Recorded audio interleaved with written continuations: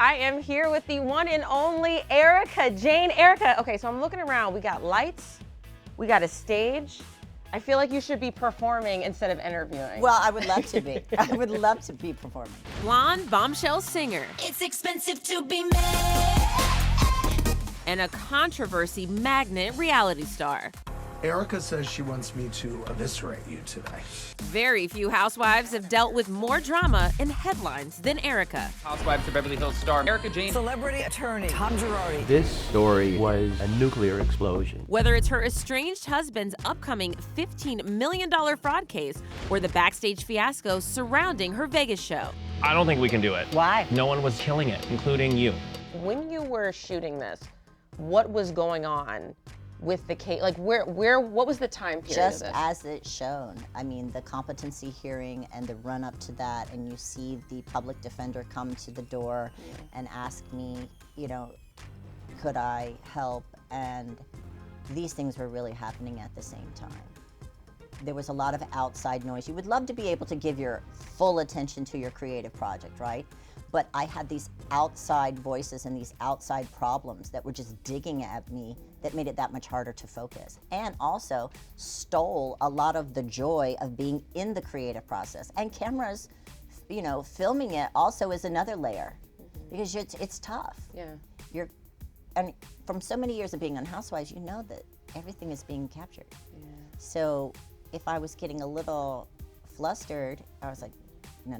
Like, you have to pull it back in. She's ready to unpack it all here, starting first with the tension you could cut with a knife on tonight's Real Housewives of Beverly Hills reunion. What's going on with you and the girls? So I'll give you the update. Okay. I'm good with Kyle. I think. You know, Okay, like, I'm just saying this as I think. Okay? Okay. I'm good with Kyle. I'm good with Ryte. I'm good with Crystal. I'm good with Emery. I'm fine with Garcelle, and I'm okay with Sutton. I'm in the best place that I could possibly be, which is sort of like neutral ground. I don't think I've said anything or done anything to, I don't know. I mean, but that's today. You're like, let me think about But it. by 5 p.m. it may be different. So Once everybody sees, do you think if the reunion will bring some? I don't think so. I mean, we were all in front of each other. I think we all know what was said. Good evening, Erika. How are you? I'm good. Good. I'm good. It's probably the happiest I've been in this situation in 2 years. I feel like this is good for you to be. It's got to relieve a little bit of stress. Absolutely. You know? No, Yeah. this is everything I've been wanting, which was just a place to take a breath, a place to step back and, okay, on with life. The last two were they were brutal. Yeah. You know, it was a lot of questions, a lot of hard questions, things I could not answer, a lot of pressure. Something else was you were very much wanting an apology or at least some kind of recognition from these girls. Do you feel like you got that from the people that you wanted to get I got that as from? much as I'm going to get. Okay. You know, what I was really looking for was acknowledgement of, hey, you know, this was tough, guys. Like, this was a terrible time in my life, and I would have loved a little bit more like understanding, or at least just a little bit, let's see and wait, and not the rush to judgment. And I also felt very mischaracterized in many ways. On the show, in my real life, like, you know, it all sort of bled into this almost caricature of Erika. And I just was really wanting somebody to see the human part of who I am. I asked Anna Marie if she thought she was the villain this season. No, I think she's misunderstood. She said yes. She said she did think she was the season's villain, portrayed to be. She doesn't know what a villain is, honey. she just got here. She has no idea how it feels to be the villain. Personal life. Oh my God, come on. I have to. You're on reality TV. Is your dating life off limits? I would prefer to keep my private life Okay. private, and I'll tell you why, because I've already done this publicly, and I need a break. So we won't see anybody introduced No. on the season, okay? No. But are you I think that's open to dating? Are you dating in real? Yeah, I'm in the real open world? to dating, and I Okay. think that that's a great thing. But I think that once you bring a relationship, especially a beginning relationship, onto a show like that, like it's a disaster. Like, you're doomed.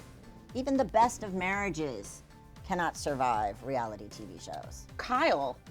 Yeah, I mean, and that's a real love story and a very successful marriage. They've been married for a very long time, and to think that there are not challenges within a marriage, which is why I said to her in her home, you are a successful marriage. You have, You didn't let anybody down, honey. This is called life.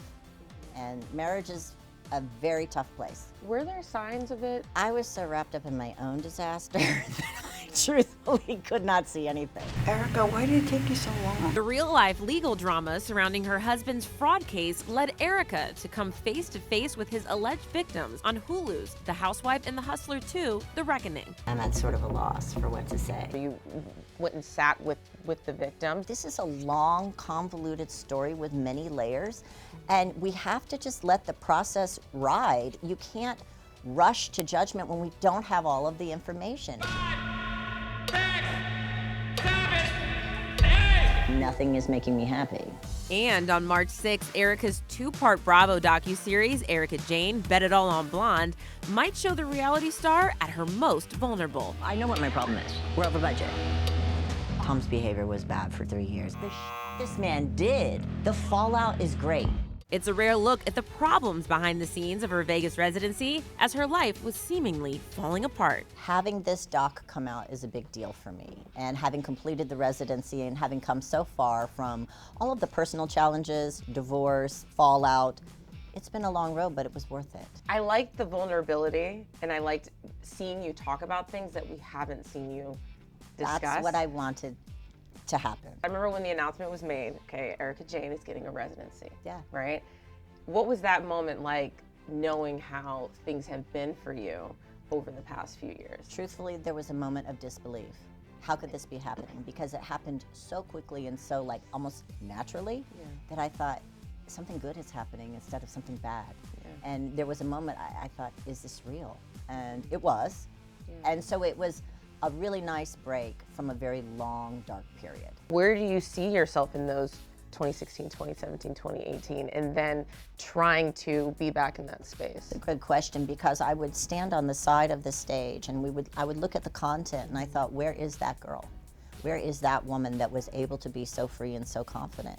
Where is she? If there was a time machine and you could have gone through all of this privately, which would have meant there would have been no Erika Jayne on Real Housewives, would you have ever pressed that button? No.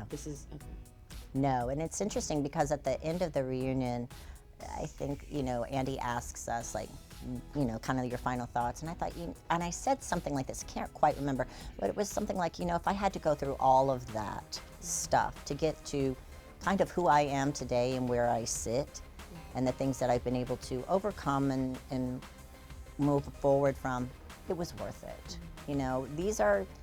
I have to take somewhat of a detached spiritual approach of this was all designed and meant for something better. And I've grown from it painfully, but I've grown from the entire experience.